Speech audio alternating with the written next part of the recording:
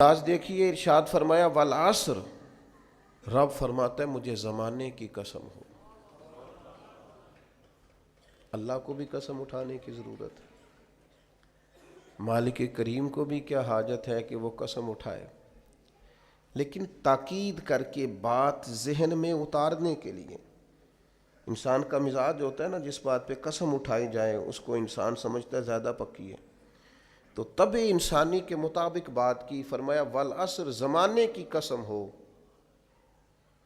انسان کو پیدا کرنے والا رب قسم اٹھا کے انسان کی ایک بات کرتا ہے، والعصر، مجھے قسم ہو زمانے کی، ان الانسان لفی خسر۔ انسان کو پیدا کرنے والا رب فرماتا ہے بے شک انسان خسارے میں، گھاٹے میں، نقصان میں۔ لوگ اس کو کہہ رہے ہیں بڑا سیٹ ہے، لوگ کہہ رہے ہیں بڑا کامیاب ہے، یہ بھی کہہ رہا ہے اللہ کا بڑا شکر ہے،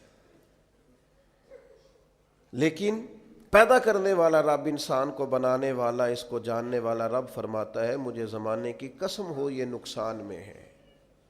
اور خسارہ، اس خسارے کو نہیں کہتے ہیں کہ لوگ کہتے ہیں میں نے کاروبار کیا تھا تو نفع نہیں ہوا، نقصان ہوا۔ خسارہ اس خسارے کو کہتے ہیں جو اصل مال بھی ضائع ہو جائے، راس المال بھی ضائع ہو جائے تو کہتے ہیں خسارہ ہوا ہے، یعنی اس کے پاس جو تھا اس میں بھی یہ خسارے میں، کہ یا اللہ سارے خسارے میں ہے؟ فرمایا نہیں، الا الذین آمنوا، جن میں 4 صفتیں پائی جائیں وہ نہیں خسارے میں۔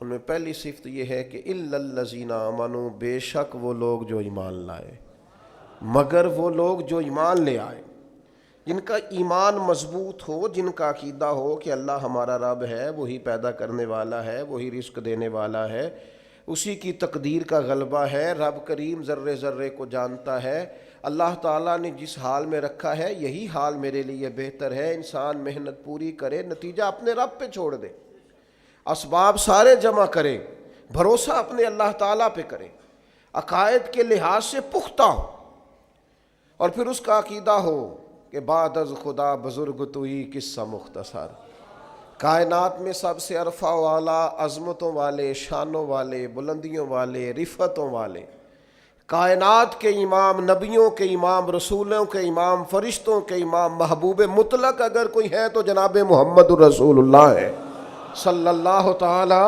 علیہ وسلم۔ سب سے اولا و اعلیٰ ہمارا نبی، سب سے بالا ہو اعلیٰ ہمارا نبی، اپنے مولا کا پیارا ہمارا نبی، اور دونوں عالم کا دھولا ہمارا نبی۔ نظریاتی پختگی حاصل ہو، عقائد پختہ ہو، ایمان میں عقائد پوری طرح داخل ہے، عقائد اہل سنت کا پابند ہو بندہ۔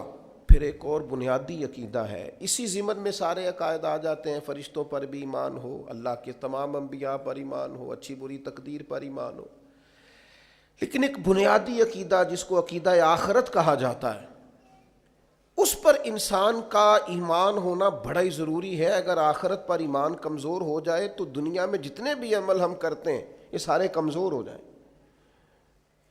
یہ جو لوگ ڈپریشن میں، ٹینشن میں، انزائٹی میں چلے جاتے ہیں اور ایک بات بار بار کرتے ہیں کہ میرے ہی ساتھ ایسا کیوں ہوتا ہے، آخر بڑی ہی کوشش کے بعد میں ہی ناکام کیوں رہ گیا، تو انہیں بتایا جائے گا کہ کامیابی پتہ کیا ہے؟ لا یستوی اصحاب النار و اصحاب الجنہ، اصحاب الجنت هم الفائزون۔ جنتی اور جہنمی برابر نہیں ہیں، کامیاب وہ ہیں جنہیں اللہ تعالیٰ نے اصحاب جنت بنایا ہے۔ جو جنتی ہیں وہ کامیاب ہیں، جس کو اپنی آخرت کے تعلق سے اللہ تعالیٰ نے فکر سلیم دی ہے، راہ ہدایت دی ہے، اعمال حسنہ پر استقامت دی، اور وہ سمجھتا ہے کہ میں محنت اپنی آخرت کو ٹھیک کرنے کے لیے کر رہا ہوں، جد و جہد میری اپنی قبر کے لیے، حشر کے لیے، آخرت کے لیے۔ آخرت پر جس بندے کی توجہ ہے وہ بندہ کامیاب ہے۔ اس لیے دنیا میں اگر دنیاوی طور پر کوئی ناکامی آ بھی جائے تو کوئی اتنی بڑی ناکامی نہیں ہے، اس لیے کہ اصل کامیابی آخرت کی کامیابی۔ تو عقائد مضبوط ہوں، اور پھر عقائد اہل سنت کی پابندی اس کے پاس موجود ہو، نہ رفض کی طرف اس کا رجحان ہو، نہ خارجیت کی طرف اس کا رجحان ہو، اس کے نظریات ستھرے ہوں، اجلے ہوں، خوبصورت ہوں، وہ رسول پاک کی ذات گرامی کی پوری غلامی کرنے والا وہ شخص، تو اس کے نظریات اعلیٰ ہوں۔ تو فرمایا کہ انسان خسارے میں ہے الا الذین آمنوا، مگر وہ لوگ جو ایمان لائے، وعملوا الصالحات، اور جنہوں نے نیک اعمال کیا۔ اور یہاں بات ختم نہیں ہوئی، دو صفتیں اور بھی پیدا کریں۔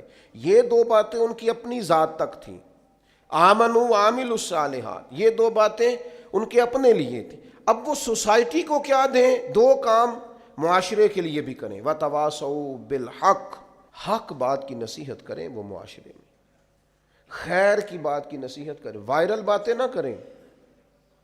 کہ آج کل یہ موضوع چل رہا ہے تو ذرا میں اس پر بولوں گا تو کچھ ویوز میرے بھی بڑھ جائیں گے، وائرل باتیں نہیں کریں، وہ وتواصوا بالحق، وہ حق بات کی نصیحت کریں، کلمہ حق کہیں اور حکمت کے ساتھ کہیں، ادعو الی سبیل ربک بالحکمہ، دانائی کے ساتھ کہیں، لوگوں کو سمجھانے کی نیت سے کہیں، کلمہ حق ان کی زبان پر آئے۔ اور میرے نبی پاک علیہ السلام نے فرمایا سب سے افضل جہاد ظالم بادشاہ کے سامنے کلمہ حق کہنا ہے۔ آپ حق کے ساتھ کھڑے ہوں، پھر آپ لوگوں کو امر بالمعروف کریں، پھر نہی عن المنکر کہیں، اور وہ بھی بندہ دیکھ کے نہیں۔ اگر امیر آدمی غلطی کر رہا ہے تو پھر آپ خاموش ہیں، اور کسی غریب کو کرتے دیکھ لیا ہے تو آپ نے دینی حکمت کو بھی پیش نظر نہیں رکھا اور اسے رسوائی کر دیا ہے، آپ نے اسے سخت ترین تکلیف سے گزار دیا ہے۔ حق بات کی نصیحت کریں، اور جو لوگ حق بات کہتے ہیں نا ان پر تکلیف بھی آتی ہے، تکلیف آتی ہی ہمیشہ حق کہنے والوں پر۔ تو چونکہ میدان لگایا ہے، اب حق میں نکلے ہو، اب تم نے سفر شروع کیا ہے تو بھائی پیروں پہ چھالے تو پڑیں گے، سفر کرو گے تو تھکاوٹ تو ہوگی، کوئی رستہ طے کرو گے تو گرد تو پڑے گی، اگر کسی سمت تیز دوڑو گے تو مخالف سمت سے ہوا تو تیز آئے گی۔ اب وہاں گھبرانا نہیں، کمزور نہیں پڑنا، تھکی باتیں نہیں کرنی۔ اب ایسا نہ ہو کہ تم نے معذرت خواہانہ رویہ اختیار کیا، وتواصوا بالحق وتواصوا بالصبر، وہ حق بات کی وصیت کرتے ہیں اور ایک دوسرے کو صبر کی تلقین کرتے ہیں۔ چار صفات پیدا کریں تو خسارے سے بچ سکتے ہیں۔ Subscribe.